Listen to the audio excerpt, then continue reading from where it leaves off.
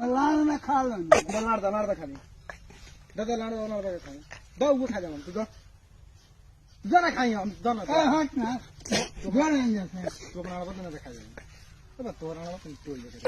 तेरा टोल जा तो राणा के तेरा बाबा का राणा तुम टोल करे सारा कौन आदमी होता है आड़ो देखाने का आड़ो से खाली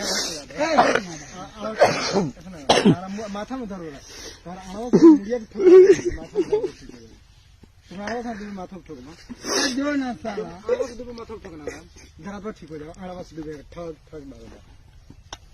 ठोकना तो डूबेर ए जा सकते हैं सुनो तू अपना आड़ से डूबे माथा ठोक जा एकदम बांध के ना ठोक जो अपना आड़ो से डूबे माथा ठोकना था ए हट ना साला फिर साला को उतर देगा साला कौन दिला पता है साला लोग कहला साला मत को अपने सार को साला क्या